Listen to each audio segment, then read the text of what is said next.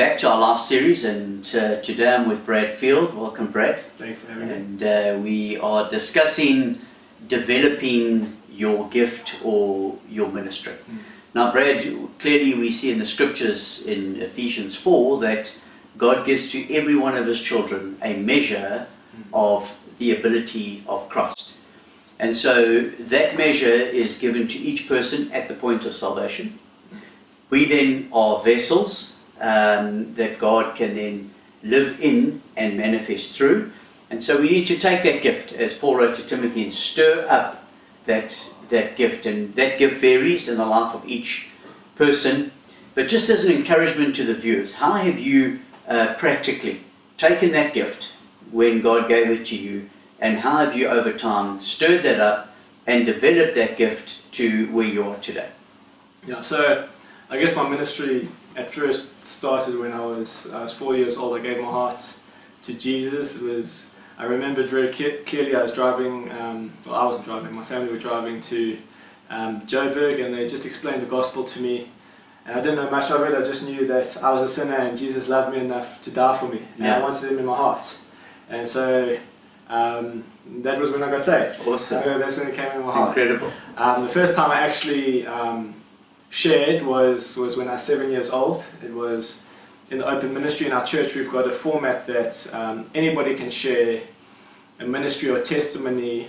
So when I was 7 years old, we had to write a test to get accepted into the new school I was going into, which was St. Benedict's. It was just kind of competency test, but it was quite a big deal for me at my 7 years of age. And so I remember my best friend Nicholas ended far before me, and so while I was sitting in the class alone with just adults and teachers I didn't know, it all got a bit too much for me, and I started to get a bit stressed, and I ended up crying and in tears. But I was 7, so I think we can excuse that a little bit. And anyway, that Sunday I shared something to the effect of God knows the future, and He knows what He wants to do in my life, and He's got me in His hands.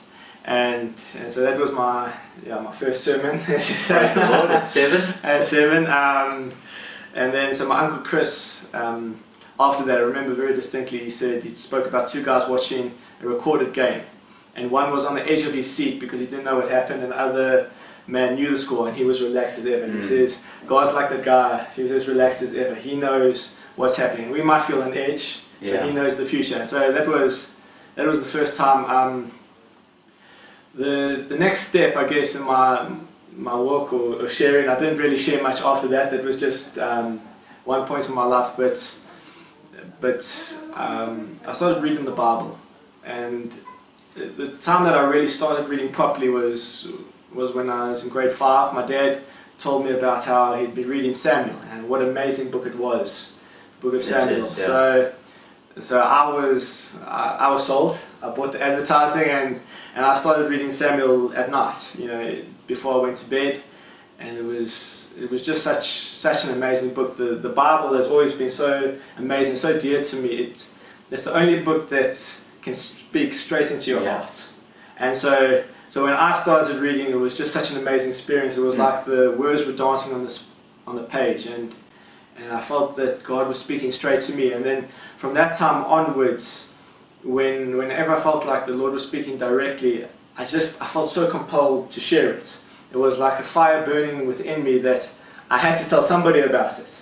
And so in our fellowship, I would, probably once every 2 weeks, share what the Lord had been ministering to me from the Bible. And so it was really so real for me, and because it was so real, and because I felt like the Bible, like what I was reading was so powerful, it emboldened me to be able to share.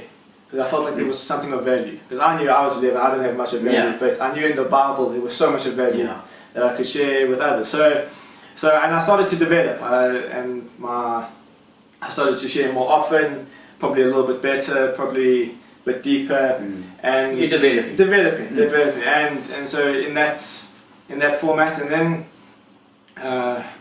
when I went into matric, I was 17 years old. I read The Cross and the Switchblade, and that was a massive spiritual experience for me. It was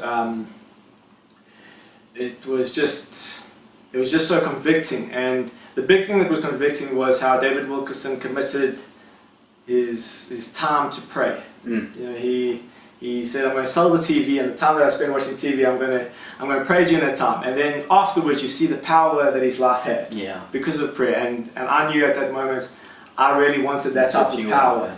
So I committed to pray, and to pray properly. And you know, I always loved the Bible from a young age. It was always so dear to me. But praying was kind of here or there. You know, I never really grabbed hold of it. And from that time, I started grabbing hold of it and praying properly. And I just remember things in my life started to change. You know, my best friend Takura, he came to know God.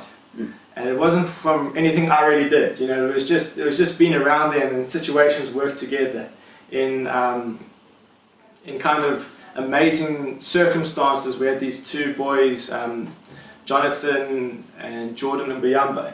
They came to our youth, and under quite unique circumstances they came there, and it turns out that their father's a pastor in Congo, and they sent their children because of war and all the difficulties in Congo. They sent them to South Africa, and they'd been praying that they'd get into a fellowship. Mm.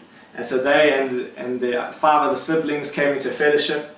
Also, we had boarders from the school coming to, 4 boarders mainly, sometimes 5, coming to the gospel meeting often. And so we had about 11 kids extra coming to our youth and coming to the gospel meeting. So it was really just amazing. And it was all just because of prayer. And it wasn't really that I was doing anything. It wasn't that I suddenly, but it was the situations around me just fell into place perfectly. So now that was an amazing time. That was while we were in Edenvale in Johannesburg.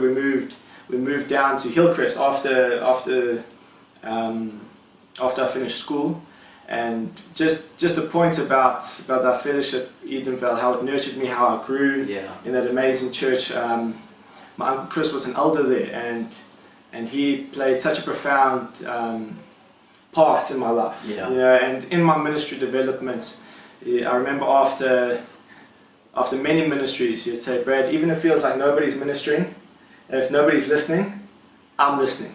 Keep on ministering. Wonderful encouragement. And so that, in that environment, I always felt a liberty to share with that fellowship. And that was mainly due to my Uncle Chris's just input in my life.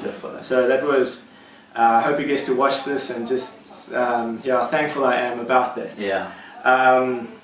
So when we came to Hillcrest, it was a smaller fellowship, but the opportunities started opening up. It's just because there's less people to share. So I would share in the family service on Sunday many times, and then I've shared with you in the prisons, and then I've shared around at different fellowships, and it's just been amazing how the Lord has opened up opportunities, and I'm so grateful for that, for the opportunities to be able to share.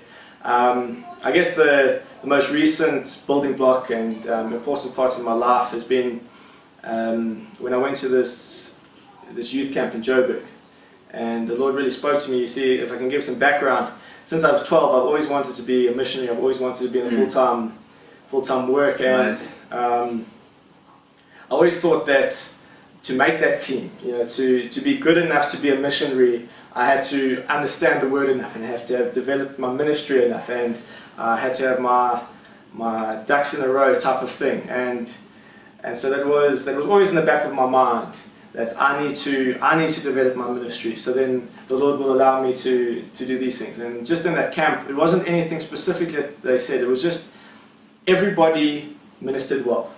Everybody ministered the right words at the right time. And some stuttered and stammered through it. Others flowed easily. But it was the words that were needed at the right time. The Lord spoke to you. 100%. And that's just the Holy Spirit speaking through them. And it was at that moment, I remember that night, I had the realization when I was praying, I realized it's not me. And it's not what I can do that will allow me to do this. God will speak through me. So I don't have to, and that's really liberated me in my walk, that I don't have to try and do anything. I don't have to make myself something better, something good enough for the Lord. The Lord will work through me. You just got to be willing. Yes, I just got to be willing. Available 100%. And present your body as this living sacrifice. And the Christ in us will manifest through us. Automatically. Incredible. No, it's Yeah, so it was such a relief Yeah. on me, knowing that Yeah. I didn't have to build up and be good enough or smart enough or Yeah. whatever. I just need to hold on to Jesus Yeah. and really cherish my relationship with Him, and He'll use me from there. Fantastic. Brad, thanks so much. And I think just to, for all the viewers, you take the gift God's given you, and wherever you start, we all start at the same place, and just slowly stir up that gift. Avail yourself, allow God to use you.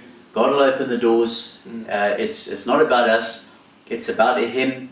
Each one has a different gift, and God has a purpose for every one of our lives. And just as Brad has described how he's developed his gift and will continue developing his gift, so it's the same for each one of us. And so, Brad, thanks for sharing with us, and the Lord continue to use you in the most wonderful way. Thank you so much. Thanks.